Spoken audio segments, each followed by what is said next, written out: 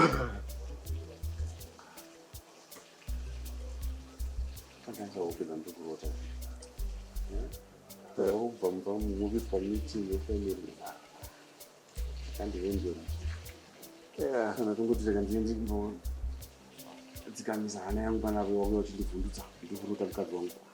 wrong with you?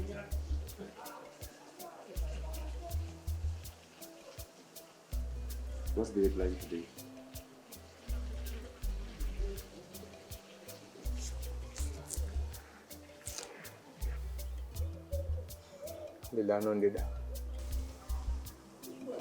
That's bad news. Yeah, very bad. Do you? No. But I don't know how to tell her without hurting her. Good. Kwese kumurwadzisa. You have to tell her the truth. You have to tell her how you feel. Ukasataura anything, uri kumupa false hopes. Titoona ari kumurwadzisa nechokwadi. Hope is a mistake. You can tell that to her. It's not going to affect the relationship young in my time. Tell that to her too. To hell with you. I thought you were a good cheater. Man, this is not cheating. This is different from cheating. And you're not helping at all. Good. Don't cheat. This is new to me too. But what I'm advising you is to come out clean. You know?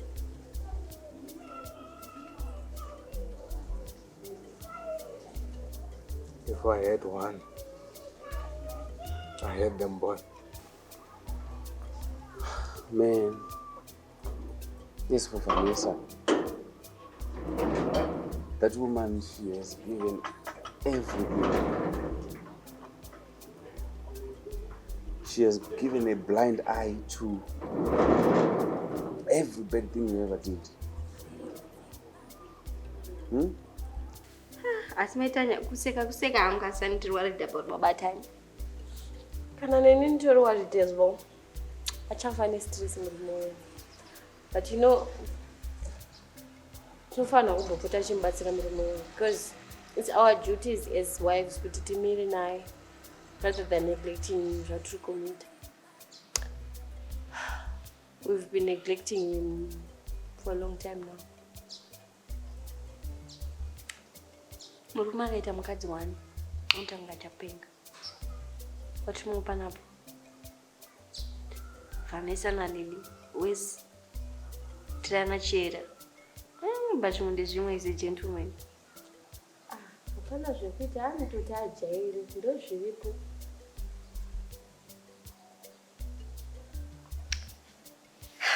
Yeah. Chambatsira edu but there's a price to pay. Wakandigira yogurt everyday ndowabatsira so karamba chita zvauita zvekuti vanondinyepera vachinitisa ndowabatsira.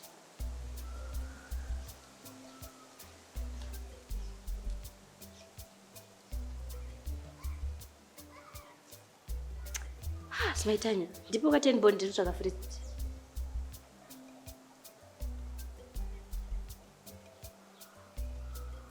Ndika. Kwati? Ndati ndipo 10 bond ndinotsvaka fridge. Ndina mari. Koma lolwa. Ndina mari, anditi batani wakakudza kuti togadzira tega wakati handidi gadzira tega ini. Ndina mari. Mari iri pana paidhura chairamba noti nasipida sei totodya nemaveji. Ndaitofunga totemba maveji ndotonitenga gaba redu. Ndole muriyo. Ndore riripo chete. Munotenga kamazaini mundipa ini ndotenga ngu ice loan. Ndikatotenga bhodhoro redu 4 days tichidya nemuriyo. Ndikatoita 40 days in the wilderness fasting. Pane kudyiswa dovi handiti. Chindipewa ifoni yenyu ndifoni ndibabatanywa ndigiro. Foni yangu iyi ndakaitengerwa nemurume wangu kuti ndizotaura naye nguva dzekushushikana nenguva dzekumusuwa chete. muri fine. Saka mutofunga kuti zvandakagara panapa ndina mari kutenga isiloni. Saka kunikumbirira medzi. Miyedze vaini. Enda zvonotenga nemari yako. Reka mugoni. Tinasi ndorara here isina kutya maisilolo. Kwete 1. $8 and above. Imi mudye mavegeni $1 remiyedze. Mushamukadzi amai, unombwa nemunhu ane focus. Zvino ukada kuumba, ukada kuumba nemaizilolo amene kuti uchaumba chii. Wenye makaumba mushamukadzi muri maruzi mangani. Ngababata nyanga tasa mastructure. Indosati mushazvidhina. Izvi nesimende iyi handina pandiri kuona kana roko rwamaitanya. Zvinotengwa nemaizilolo. Saka utoti imba inovakwa ne10 bond. You need to start saving my guy. Mudzeka murume kuti mari yepreparation yakuti. Pamakarara meso ndakamudza kuti ko mai nini wapa hiti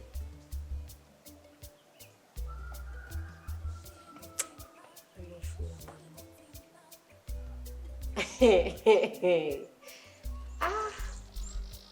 Zvakaoma.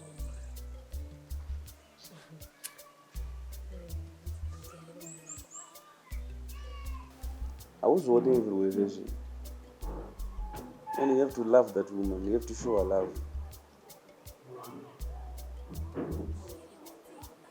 Okay. I'll do that. It's good. Do that. But I'm telling you,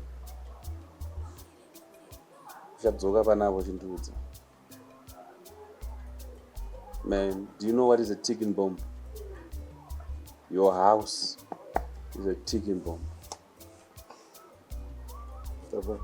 You might, wait, let me say what I want to say. You might enjoy, yes, I have 2 women, like, it's every man's a fantasy. But it's not normal. Not in the same place, man. I'm telling you, having 2 women, what you run. But the day I was going to run, trust me, talk up now, Shintuza. Kuja tapfumu wakambotaura. I pray that day never comes. That day is always going to come. Come on, because it seems as if you are my enemy. Why do you have to be so direct? At least you go man. At least Mason Terera.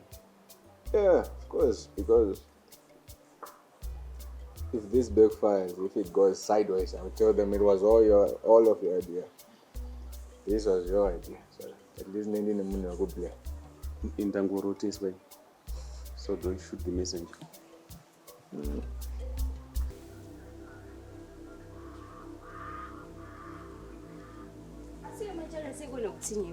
Ndaita mari yangu yatora. Ndatora mari yako kupi? Maitanya mbegi rangu manga mine mari yanga irimo. 3 ma 20, 2 ma 50 nema $dollar separate. Ndikuda mari yangu.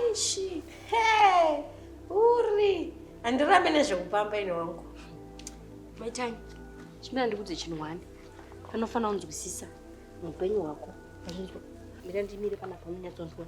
Kubva musoro kusvika kuzasi. Wazvinzwa? Zvawataura chienda kundazvinzwa. Zvekuitini ndakanga ndiri paiti. Thankfully, ndichakutaurira nechiri kupodzi pamwe chishona chipinde mudzoro mako. Thankfully to your lovely husband, I am carrying this child. Wazvinzwa? Thankfully to your loving husband, I am going to become a mother. But chaunofana kuisa kuseri kwedzoro rako muzvirasta zvakaiswa izvozvo chekuti your lovely baba Tanya, mamai mai Tanya's husband, ndiwo baba wemwana wandakatakura. Either unozvida, handisanda pete. Either uri kuzvida kana hausi kuzvida. Pano unogona kundidzinga, pano ndogona kubva. But there's one thing that you don't know. The bond between my child and your husband, haife yakapunzika. You cannot break that. Iwe. My time. The only reason I'm not respect her, the only reason I'm not kunyarira ndikusiya is kama you are carrying it up as kupako. I'll put you in your place. Asinzwa rasta una kusiwa ngende. Iwe.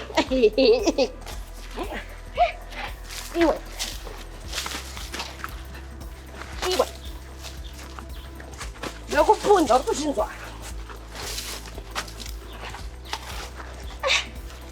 This respect the fact kuti une nhumbu wazvinzwa. Une nhumbu wazvinzwa. Uri kuzvinzwa. Saka pauda kuita sei? Kuzvinzwa. Uda kuita sei? You're only pregnant. Chete. Nilikwana mani we. Apa pamba pako. Wazvinzwa. But one thing you should know. Uri mukuru. I am pregnant, but I'm not crippled. That's what you have to know. Yeah? I think you're overstepping the boundaries now. You just don't come box on the share some sorrow. He's my husband. I never I've said had that. enough of you. I have had enough of you. I think it's high time you pack your bags and go. Find your own ways. I'm enough of you. Let me tell you one thing, my time. I'll pack my bags, but your pet is coming with me. That I promise you. I don't care. Is he the only one with a D in his pants?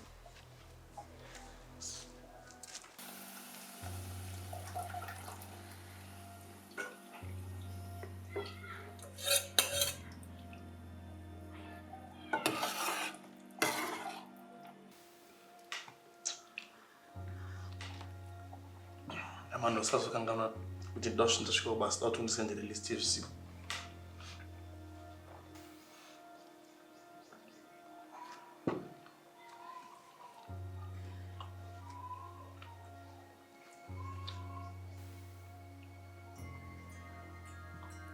Chiri kumboitika. Amanda. Ndane makore mangani ndizizena newe? 3 years. Indine makore mangani? 30 years. Right. She minus 3 from 30. Ndoenda kuchikoro. Minus 3 from 30. Panosara 27. Junior, how old are you? I'm 25. Alright. 25 years. Knowing my brother. Meaning mfano ndakakura naye ndikamuona 25 years tichirarama tese. Anditi. Hapana chimwe chingamboitika chikaita kuti nini naye tive nebad blood. Ndrubabatu. Saka ndiri kuti pave nika any tension. Ndikasvika pakupushwa kuti ndakutaura kuti nini I have to choose between muri two. Saka mukanditira attitude utku. Wandaziya for makore mashoma wati 3 keyo ya 25 ane mashoma ndiye anokwara mukeo.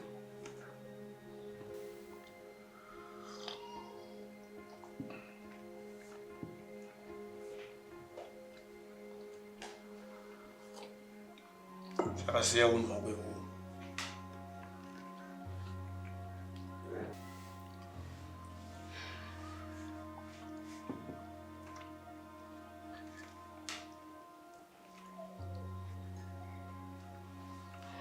Simba.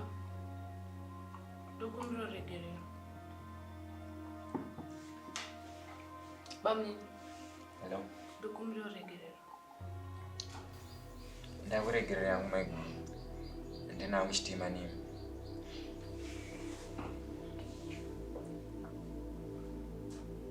Zvanokuda izvo zvoda peace mumba muno. Alright, Simba. Naunda kuti nganimbotenderera. Aurwaje katiri kaya kandakakudze ndokandauda mukumbura bomba no. Sure.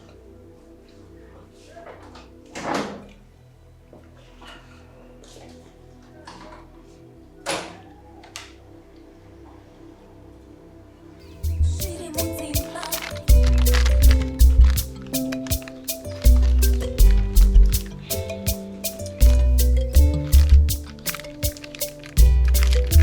Zviri Mudzimba.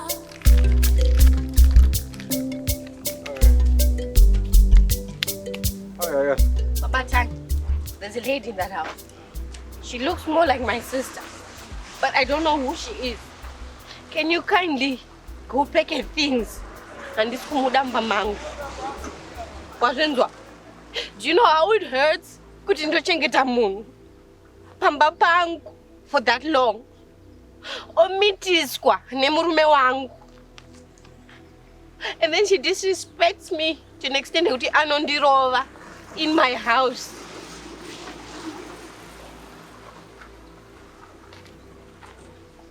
Do you know how it hurts? Baba Chanya, Ndikurarama ndichishingirira. Ndikurarama unge musoja in my own house. Wazvinzwa? Wazvinzwa?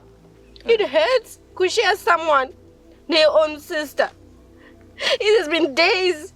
It has been for so long. I've been trying to keep it. But and Chada, I don't know where she's going to go. I don't care. She's not my sister. Akaita nhumbu ndikamuregerera anga kugara kwatete anyuti life kwatete agone kuikwanisa. Wazvinzwa? She's your sister. She's not. And this kumuda mbom. My emotions are And going this to kumuda, I've had enough of her. The only thing I expect from her is some respect. Chandruku kumbira from you guys is respect from you too. Yes. Ndikuda respect kubva kwa muri too. Ndo zvandikuda chete. Handisi kuda kunegotiate. I've had enough. Cannot I'm ready to leave. But the only way I'm going to leave, pamba panapa ndinenge ndamu box, ndiri dead. Pamba pawa mani. Pamba panoti Vanessa. You are the mother of the house, for Christ's sake. They happen in families. You have to understand that she's your sister. I know that could be there. No. How do I tell her to go without breaking her heart? She's pregnant and she is your sister. She is pregnant with my husband's baby. To make matters worse, I've been living with that for like the rest of my life. I'm gonna carry that burden. Mumoyo mangu. Wanzwa. Oh, now you are going to revenge. And that's the reason why you took it back on me. And you now making it the for each day of my life. Because that's why you had to do it. To make matters worse, you did it with my sister. That's why you ruled out Ave. Because you wanted to be something that will haunt me for the rest of my life. I'm not going to get inside. I'm not getting inside. She has to leave today. She has to leave.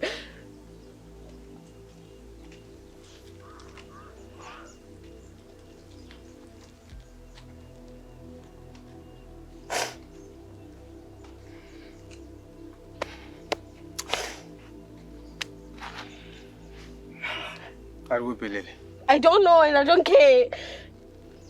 I'm not going there. I'm not going there. I'm trying to control myself because she's pregnant. I'm not going there. If you don't, will accept a defeat, Pamba Pago. Abatanya, Shondru kutaura newe. Ndezvokuti Lily was my sister. But then Dimon rakagara pana Lily has made me not to recognize that she's my sister anymore. Wazvinzwa? Guy nanopeka my bags ake. She has to move out today. What? I don't care. I've been caring all this while, but then I'm now seeing good. I've been the stupid person. Wanzwa. Kuvanasi. Daisa moyo pa dombo mandatola dombo mandaisa apa ndisisina moyo ngabuda ende. Zvauchaita kana zvamuchaita mwana ndewangu hanzi wangu. Wazvinzwa? You decide what you want to do, but and it's kumuda. I don't want to hear from today. Wazvinzwa? Wakamboshaya mari yako bva tigatange kugara panapa. Wakamboshaya any cent rako here. Ndo nyaya wamurugurira yoti pashayikwa mari.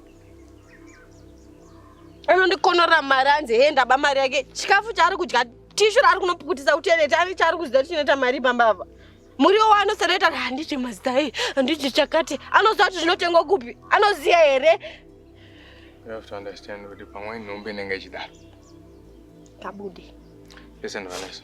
Ngabude. I love you so much. Ngabude. But I will not stand by. Ndichikuona uchita zvinhu zvakashata to your sister. Asota bude.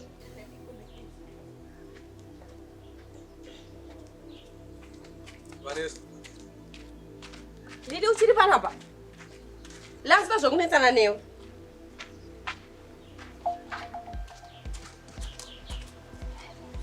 Really? Chichaitika. Zvanga chifana kuitika. Oh. Here we go with the attitude again. Nokubatsira imese sei kana.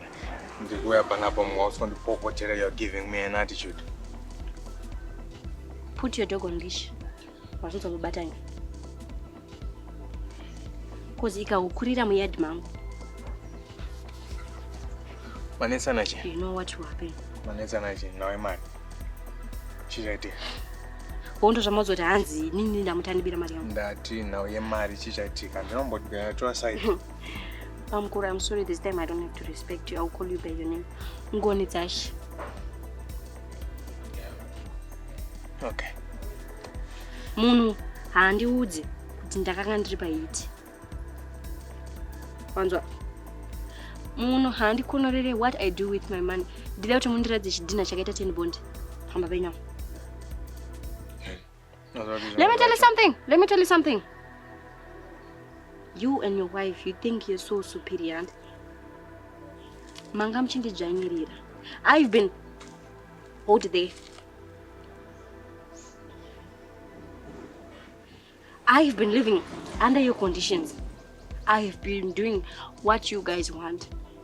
Ndaigara kwatete. She always tells me, life yekwatete waisaigona. Iwe, the last time I left your house, where have I been living? She's my sister, but this time I'll call her a slut. Yeah. That I am talking. You get your chance, I am talking. This is your house. This premises is your house. Yes, you've got it all. But I am a free woman. Take this from me. I don't know where you're going to put it. Put back what you took from me. Babatanya. Panokwana kana I don't know what time. Uchingobvisa kanu kako kari pandiri. Give me back my virginity. I'll walk away from here. This body you're seeing here, you will never see me here. She kept a secret from you for 7 good years. Who's Sydney's father? Do you know Sydney's father? You don't. She's been having my miscarriages. I gave you a child. It was up to me to have an abortion or to keep the child. So kana uchingopinda mom, put your dog on leash and put behind funga dzake kuti I am not going anywhere. I am staying here. Deal with it.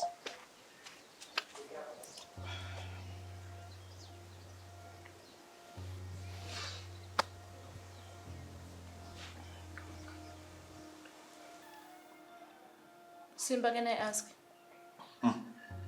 Why is it in the onongo batsira madzako wega? Why vasingamboende kwe brother yako? Maybe. Right now, if I have the opportunity to, I don't see anything wrong with that. Plus, you are going to end up with Oh, so okay, I thought you hated your brother. Hate my brother? What are you talking about?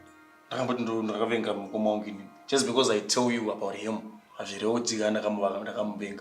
he's my brother. Shall never in a million years. Simba. Never will I hate my brother. Simba. Don't Simba me. Don't go to one. I think because I'm talking about then I confide my then you take it as a weakness. Or don't tell because I certain things. Hey, emotional kubvunza. What the vunza nanga one? Inini, no, until it take our advice. Who's going to take care of those kids? And this is my brother. Same applies na evil food. If anything happens to them, vanao vakasara. Ndindo to vachengeta azvina chitsotsi izvozvo. Tiraona tema tism varungu isusu black people. Funga. What are you? Chimbofunga ngogaya nayo koma. Kondoko zvatosvikira. But ngokuonesa. That is fine. It's okay. Wakambondibvunza futi bedroom. Say uyo wampa mari. Say achiri pano. And it zvimboitirwe izvozvo. What does Simba that is okay? Kaunu kautori nako and I'm telling you this now. Emosha here. Aiwa ndobvunza. Emosha here kukubvunza. Unondisa kubvunza. Indoti zviva zvapera. What are you? Chazvo zvapera. Mukoma wangu, mfano wangu, mabrothers angu. What are you ndazvinzwa? saka ndauka kugadzirisa kudhara kuti usaramba uchirasika pakutaura. Alright. My brothers, they are my brothers. Whether ndakanesana nawo pakuti it doesn't matter. We will always be brothers. And defend ndakavenga mkoba umgi. That's the last thing you can ever say to me. Ndazvinzwa. Bedo yangu zvokupinda ndi. Amireka kuwasiya. Lava ifanova waza kudai.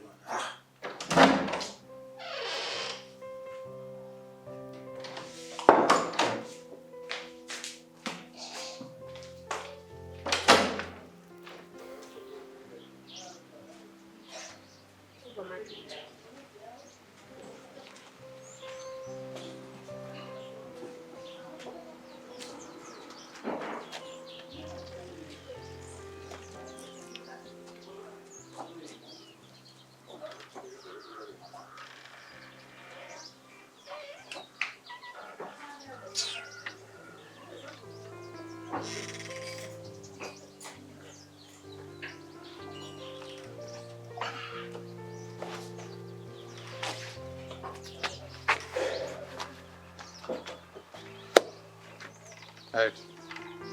Panatem, ladies and ladies of the jury. Ininze pamba pana panda zutadzi. Andifarire ndandide zvinhu zvinotemesa musoro. Mandi mungoti amurida.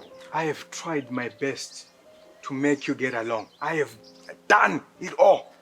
But at the end of the day, let's blame inini. Fine. I take the blame. I take all of it. Saka zvisine ndaona kuti since inini ndini ndokutadzai kuti mufare muite sisterhood yenyu yakanaka, it's better if I remove myself from the equation.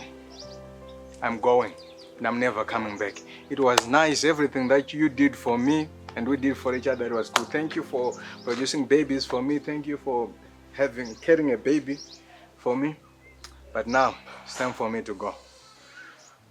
I wish you all the best in your lives. Goodbye. Babatan. Ini yako yokwisirana. You're right. Antona na mchero unochairiza mbango kutanga. Batani. Babatani. Irani sikuda miedzo.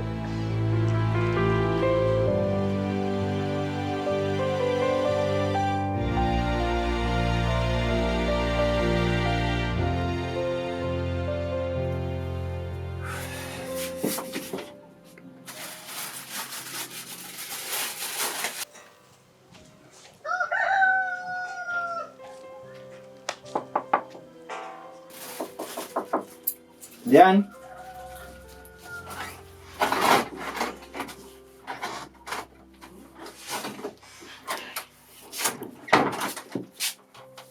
Yes, ma'am. Lily, are you okay? You just want to ponder that shit. Lily.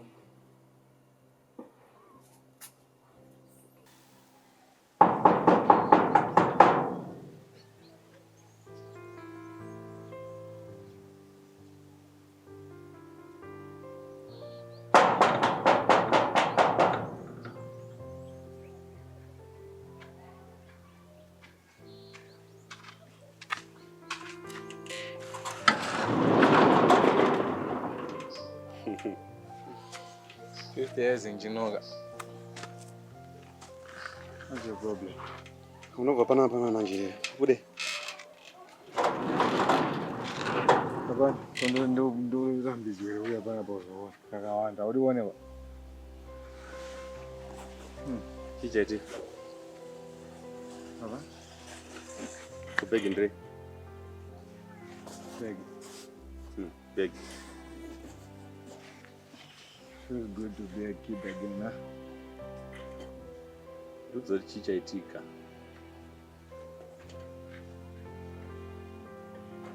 You're right. That's right.